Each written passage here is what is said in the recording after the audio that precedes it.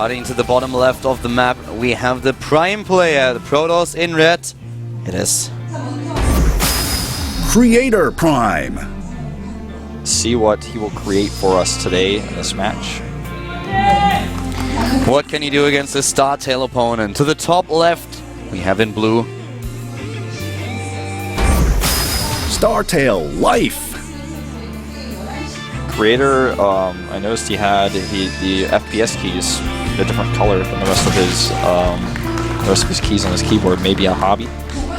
Yeah, a lot of the players are actually going a bit crazy when it comes down to the design of their keyboard. Yeah, that's something that's really cool about keyboards, is you can show your personality off with them in several different ways. Yeah, you can try to individualize it as much as possible. Sound also has a few adaptations to his own keyboard to set it apart from the standard. Yep. Well, 2-2, and whoever wins this takes the lead. The map is Whirlwind, a big map, and Life is probably a little bit curious himself, too, of what Creator wants to do here, what sort of composition he's going to show on this huge map. This is a really interesting matchup. It's one of the matchups that changed the most in Heart of the Swarm.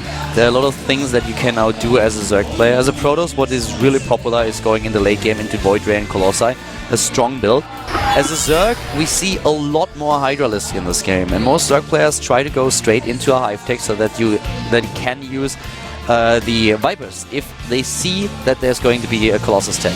Yeah, Vipers pretty much come into play in this matchup no matter what, because you're either using them in the late game to pull things, or you're trying to use Blinding Cloud on the Stalkers.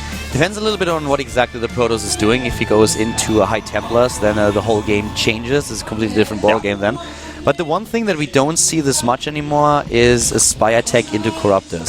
Sometimes you have to go for it as a counter against a Colossus timing attack, but in a late game scenario you don't really want to go into a Corruptors anymore, because the big problem for you is Broodlords are just not that attractive, and if you suddenly counter your opponent's Colossi and then he switches his unit composition, you have that supply hovering in the air that doesn't do anything for you. So Corruptors, not really the choice anymore that you want to go down. Sometimes you have to, you're forced, but if you have a choice, Viper seems to be the better alternative. And when you were saying that, I thought you just meant not attractive because they were ugly, and let me tell you, they are pretty nasty looking. Yeah. Would not ask them out.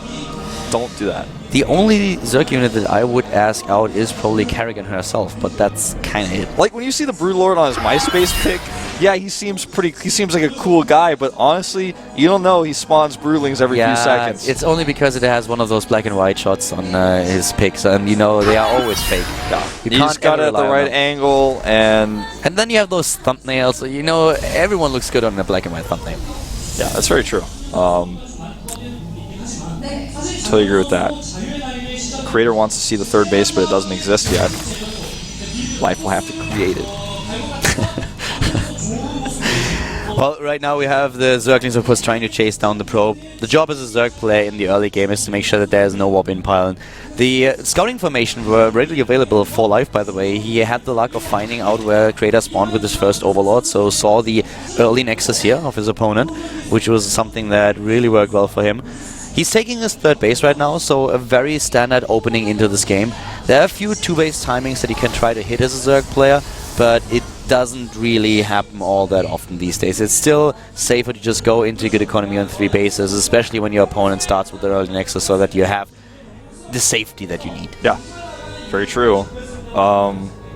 One thing he doesn't know about is the referring to Life when we were talking about scouting information. You know, he saw the Nexus, yes, but the Forge is in the main, so he's not going to see there's no +1, and that's usually a really good indicator that it's Stargate tech. Not always, but it's a pretty good indicator, and he doesn't know at all what is coming forth here.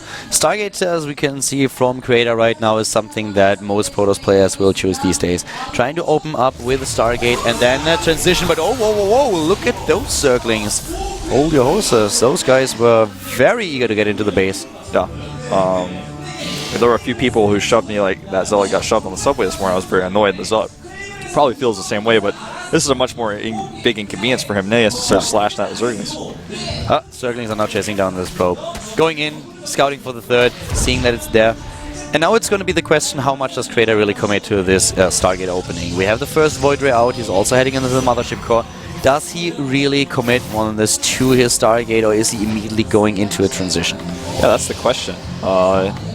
You know, as a Zerg, when you see this, you know that you are basically kind of safe in the opening. As long as your opponent doesn't go for a lot of gateways and tries to hit a timing, which we might still see by Creator, you can drone up, you build additional queens, you get your spore crawlers out in time, and then you just go into Hydralisk, and everything is fine for you. Creator's going for plasma shields first, and this is sexy. It looks like we're going to see that air composition again. This is exactly what we predicted. Bring Creator out against Life. Show that air style again. Show how good he is at it, the mastery of the Void Ray that only Genius really fully understands. But Creator's starting to figure out how it could be masked. Well, Latic is now done. I would be surprised to not see the Hydra then coming up very soon. 2 Void Rays already in the game. And they've been shown. Trying to put on a bit of harass. There's the Hydra then. And he's starting +1 air weapons as well. Yeah, he definitely wants to go for those Void Rays. This is going to be air toss. A strategy that a lot of Zergs have been struggling with. Now Creator is up against one of the best. And what we will probably see very soon for Creator is, for Life, is also an infestation pit so that he can head into Vipers. But holy horses, here come those Zerglings. Yeah, these Lings, of course, when the Void Ray number is small, are so good at still taking out gateway units, sentries, trying to force a cancel on this expansion. He won't actually be able to do it now that the second Void Ray shows up. Life is just so annoying. Yeah. It's incredible. I mean, this guy, he moves in with a few Zerglings at the perfect time, takes down the sentries, kills a few probes, forces the cancel on the cannon. His persistence is definitely something that Creator is going to be frustrated by. He's trying to add those Stargates now, but, his Nexus being a little bit annoyed here. He keeps the Nexus alive. That's the most important part here. What he really needs to make those 3 Stargates work in his favor is, of course, additional gas. And as you can see, as predicted, we have the Infestation Pit already coming up for Life here. He knows that he is going to need a few Vipers later on for the Abducts against those units. Wants to hit with those Hydralisks regardless, trying to move in while taking a 4th base. Yep. Here comes the Hydras moving forward towards the natural. It looks like he has a choice to make, attack the natural or attack the third. The third is where the army is, and he can also use that Nexus cannon very easily. Doesn't have enough just yet. Yeah, he has a time warp, but there are a few. Yeah, with a photon overcharge, he cannot really move in. He could try to hit the natural. Yeah, see, he baits out the photon overcharge, goes into the natural. Now this is really smartly done. I don't know if he has enough Hydras though. Yeah, it's gonna be close. He's moving back, but the Zerglings are in. Yep. Void Ray is on charge-up mode, even though there's nothing that they get bonus damage for. There's another Zergling force, and he sends it in. He needs that force field. Force field. Oh, this is horrible for him. Right into the main base. Right into the heart of the Protoss. These Void Rays need to be very careful, too. Need to fight together with force fields against the Hydras with the ground army support.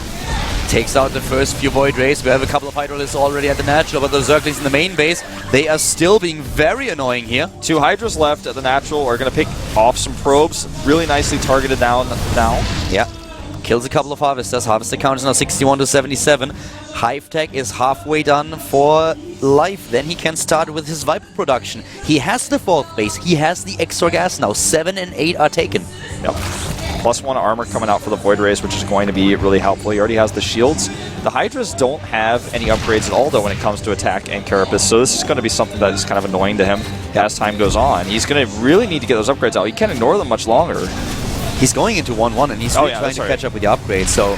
I saw the upgrades tab, and for some reason I was thinking he wasn't actually starting them. I was about to... No, well, you're right. He doesn't have them yet, so he really needs to try to catch up here, because we have triple Void Ray production now going down for Creator. But the thing is that at this point, Life knows exactly what he's up against, and he's getting those additional infestors out. If he if he's able to pull off a good fungal, if he hits that, and he catches those Void Rays, if the Hydras move in at a good time, he can do so much. And if he doesn't even pull this off, he can still try to use those Vipers to single out a Void Ray or 2, abduct them into the Hydra range, and then take them out one by one, and make sure that slowly but steadily Creator is losing his Void Ray count. Yeah, we have a new prop on stage now, which is the robotics facility. He's actually making that now with the fleet beacon, so he's probably going to start some Tempest production. I think he really needs to. You can't go pure Void Ray alone against this type of composition. And yeah, obviously the Fleet Beacon will help him get two upgrades for his era as well, but I think we are going to see some Tempest. He might try to also head into Colossi later on, as he's now building the robotics facility.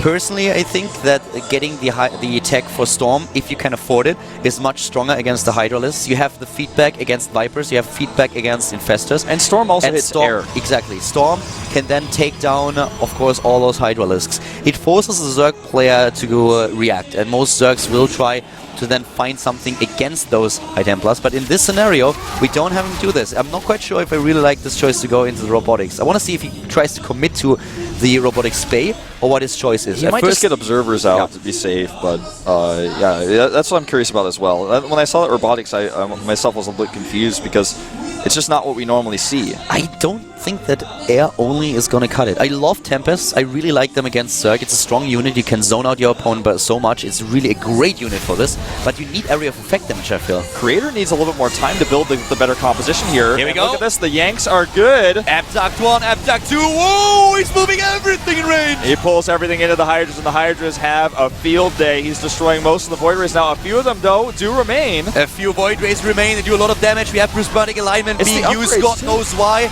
Yeah, I don't know why either, but I suppose if a Corrupted decided to show up, you know, it would behoove him.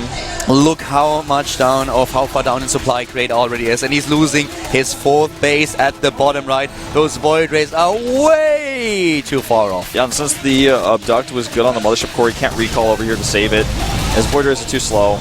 And even some of the Zerglings escape here. It's just a great timing that Life used here. He knows this matchup so perfectly well. He's moving in. He sees that this is his chance. There is nothing, no area of effect just yet. With the Tempest, it's going to be a little bit different because they are great, as mentioned earlier, for zoning.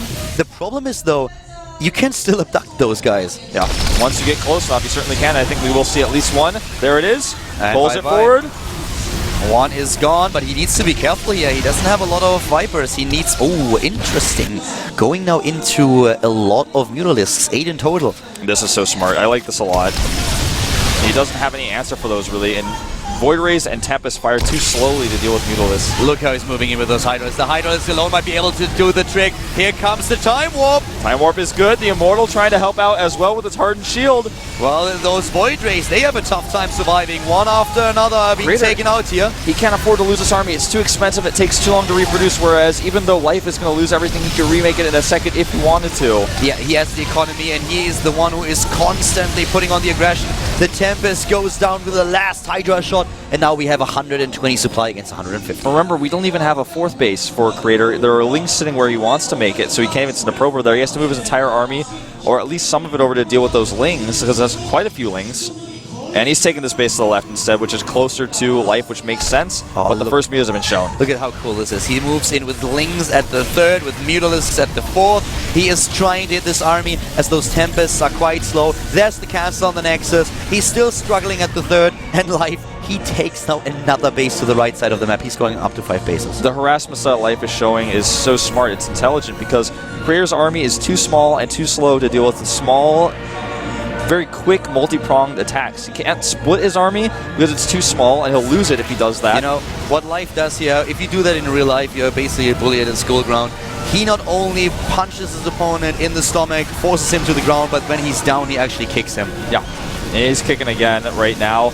A lot of mutas, though, and some Hydras being lost here. The Phoenix transition is relatively easy to make when you have this many Stargates. 20 Mutalisks, and you know what's really interesting now is that with all the Stargates, exactly, you mentioned the Phoenix transition, we have the Anion Pulse Crystals. And as soon as they are out, you need to either change and go away from your Mutalisks, or you need Corruptors. Yeah. And then it's a very interesting dance if you have a Mutalisk Corruptor composition against Phoenixes. And Creator has very astutely picked up on one crucial detail, and that's the lack of Infestors. And if there's no Infestors, Carriers are also a pretty smart choice. Gets that cannon off right before the Mothership Core is taken out. In fact, he even saves it. Moves into the main base right now. Anion Pulse All Crystals those are not done just yet. Ooh! Oh, that hurts, and he's still trying to one-shot those Phoenixes, but he realizes that he has to transition out of them. Yeah. And Pulse Crystals are gone. Exactly. Look at that, though. He loses a lot of his Phoenixes. He needs to control those a little bit better. And the cannon's still active here, makes the mutas have to run. That was a lot of resources lost for Life, but he can transition right back into the Hydras as we see him doing now. He's mining only gas from his satellite bases. It's the only thing that he needs. Yep. Nice, kicks off another Phoenix. He loses several Mews to do it, but you know, now he's just going to lose all of his Mews. That's how he accepts this fact with the Pulse Crystals being there. But the Hydra transition that we see already underway is, is so deadly. The one thing that Creator really has to ask himself later on is my decision to not go into Storm really the correct one here? He made a conscious decision to not go into Storm, and now he has to deal with the Mutalisks and with the Hydralisks. Can he really pull that up? Look at this army that is walking to the left side of the map. This is a massive amount of Hydralisks. The Zealots literally melt to the Hydralisk fire. The Tempests are gone now. Creator is running out of steam very quickly. He's losing now more probes. I think he's going to have to GG fairly soon. He's down to 47 Harvesters, and yes, those Phoenixes finally take out the Mutalisks, but look at the main army of Creator. Everything is dying here. Trying to get some lifts. He's fighting with probes. Desperate here, the one carrier. Lift, bro, lift. There we go. They lift well, but there's just too much DPS under there, and Life can remax instantly. He already is with 23 Hydras on the way at a time. He's 100 supply yet. 100 supply. He's getting so many Hydralisks right now, and without Storm, Creator, what can you do against this many Hydras? Exactly, and with the Infestors coming out, carriers are not going to be the answer anymore. The Phoenixes are going to get fungled and trapped if they engage incorrectly. You know, the Hydras are the reason why a lot of Protoss players will add a few Colossi to their composition when they head into Void Rays. The other alternative that you have is Storm. If you forfeit both, what do you have to deal area of effect damage? Nothing. Yeah. The problem for Creator really being that Life chooses his battles so well and hits the perfect timings. If not for that, Creator is actually successful with this style. Exactly. And here come the Hydras. They are fragile, but there are many. Yeah. And they destroy everything in their path. In this case, empowering the Stargates as well. We talk about Protoss Death Balls, but Creator was never able to build it up because always Life was there and attacked at the right moment in time. Took down these units. Their Hydralists, they're going to town. They're having a great day here. GG! Life, he did it again. Wow, man. Life is an incredible player. You know, if you ask any player what is the weakness of Hydras, what is their disadvantage, it's that they pack tightly and have low hit points. So AoE attacks like Colossi, Thermal Lances, and the Storm, the Psionic Storm of those High Templar can eat through them, but he had neither. Yep. And the Hydralisk count was able to grow because the map was big, and he was never able to put any pressure on Life. Life was always the one. Life's timings are just exceptional. This guy knows exactly when to attack, where to attack. He was baiting out the Photon Overcharge at the third, walked into the natural damage there, and he knew exactly which battles to take and which battles to retreat from. Yeah. Creator, a strong player, but in this game, he was outclassed. He certainly was, and he's getting a mouse signature by Life. That must be the best day of his life. That pun! Well, the Prime team looking not too happy. Their lineup today seems very thin, and I'm thinking, well, come on, the last player, is there really a question who's going to be? No, I don't think so.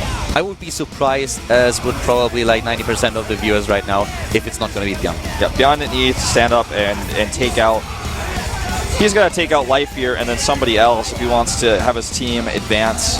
Yeah, or maybe win today. There's no advancement. Yeah. Currently, we have a 3-2 for StarTale and Alive. He is the player who took down Morrow. He also took down Creator. So if there was at any time a question who is the best of our youngsters here, then it has been resolved today. Not only did Live, 16 years old, beat the 6 months younger Morrow, but also Creator, who is, I think, 1 month older than Life. No, 1 month younger. Whatever. Same age, basically. Look at him. Huh? If you're really curious, you know, if you really must know, there are Liquipedia pages. By the way, shoutouts to everybody and anybody who edits the pages on Liquipedia, because anyone can do that and keep all of us updated on Creator is younger. 1 month younger than Life. That's it. Bjorn stands up, no surprises here. Yeah, who would have thought? And it takes a jog to the booth. Oh, look at that Life expression. He's just like, yeah, it's fine, I'll take you down too. The thing is, Bjorn is the all-killer. He's the one guy who did the all-kill, who performed the all-kill for the Prime team. Now he's up against Life though. Yeah, he's playing the best player in the world. Bjorn's code currently is A, ranked 17th in points for GSL though. He's a veteran, been around a long time, and his GSTL win rate well above 50 at 57.1. And actually his best position is to come out first as the starting player, but today he's coming out last. Yeah, he's the last player, the last man standing, the last Terran player standing. Can he pull it off? Will Life take down another Terran? Or is finally an end put to the reign of terror that Life was executing here? The love child of Jim Rayner and Sarah Kerrigan, the Swarm himself, he's in the booth. He wants to take the third win. He wants to close it. Take the entire team game for his team and put StarTale on rank 1 in the standings. Before we find out if he can do it, he's going to meditate a little bit during our 5-minute break. When we get back, find out who wins.